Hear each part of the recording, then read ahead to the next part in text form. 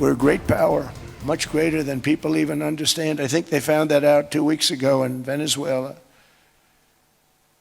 We saw this in World War II when Denmark fell to Germany after just 6 hours of fighting and was totally unable to defend either itself or Greenland. Without us, right now you'd all be speaking German and a little Japanese, perhaps.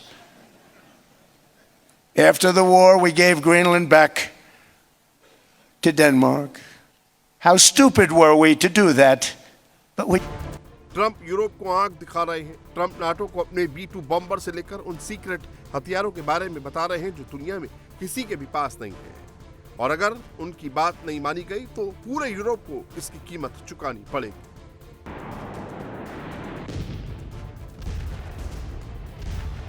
Nobody else has it. We have weapons that nobody knows about. And I say it's probably good not to talk about it, but we have some amazing weapons. That was an amazing attack. Trump के इस तेवर से NATO में खौफ का माहौल पैदा हो गया है। पूरा यूरोप अब ट्रंप के सनकपन से निपटने की तैयारी कर रहा है। हमारे इलाके के नजरिए से देखें तो जाहिर है कि हम ये बात बार बार दोहराते रहे हैं कि डेनमार्क की क्षेत्रीय अखंडता हमारे लिए बहुत महत्वपूर्ण है। हम दोनों देशों के बीच नजदीकी तालमेल है। मुझे लगता है कि ग्रीनलैंड की सुरक्षा बढ़ाने के लिए बहुत कुछ करने की जरूरत है, बल्कि पूरे आर्कटिक क्षेत्र में ऐसा करने की जरूरत है। लेकिन हम ब्लैकमेलिंग को कतई बर्दाश्त नहीं करेंगे। जो काम हम नहीं करना चाहते वो हम किसी भी दबाव में आकर कतई नहीं करने वाले हैं।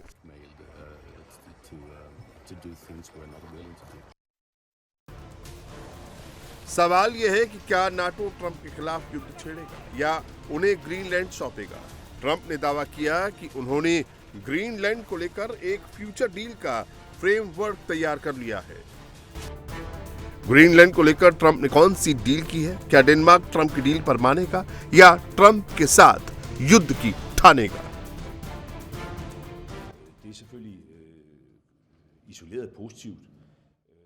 इससे साफ होता है कि राष्ट्रपति ट्रंप की महत्वाकांक्षा अभी भी बरकरार है। अलग से देखें तो ये सकारात्मक है कि उन्होंने कहा है हम सैन्य बल का इस्तेमाल नहीं करेंगे। ये बात जरूर नोट करने लायक है, लेकिन इससे समस्या खत्म नहीं होती, क्योंकि उन्होंने बहुत साफ शब्दों में कहा है कि किराए पर लेने से बेहतर है मालिक बनना। और ये भी कहा है कि डेनमार्क ग्रीनलैंड की ठीक से देखभाल नहीं कर सकता, इसलिए चुनौती अभी भी बनी हुई है। क्षेत्रीय संप्रभुता को लेकर सोच का ऐसा तरीका जो हमारी मौजूदा संस्थाओं से मेल नहीं खाता। ग्रीनलैंड नाटो का हिस्सा है, डेनमार्क भी नाटो का हिस्सा है, और हम ग्रीनलैंड में अपनी संप्रभुता का पूरा अधिकार इस्तेमाल कर सकते हैं।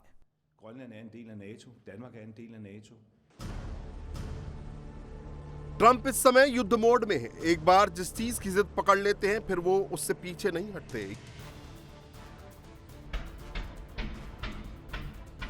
ये बात ट्रंप ने वेनेजुला में साबित कर दी है। वेनेजुला के हमले के फौरन बाद ट्रंप ने ग्रीनलैंड को लेकर अपने इरादे जाहिर कर दिए थे। ट्रंप ने क्लियर कर दिया था कि 5000 किलोमीटर दूर डेनमार्क के अधिकार वाली जमीन के इस टुकड़े पर वो कब्जा करके रहेंगे, फिर इसके लिए चाहे उन्हें नाटो के साथ युद्ध क्यों न लड़ना पड़े। मिशन ग्रीनलैंड के रास्ते में आने वाले देशों को ट्रंप ने पहले अपने टैरिफ बम से धमकाया, लेकिन जब बात नहीं बनी तो फिर उन्होंने यूरोप को अमेरिका की ताकत याद दिलाई।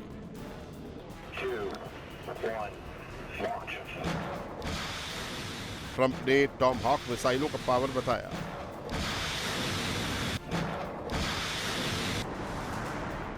B-2 बॉम्बर का खौफ दिलाया।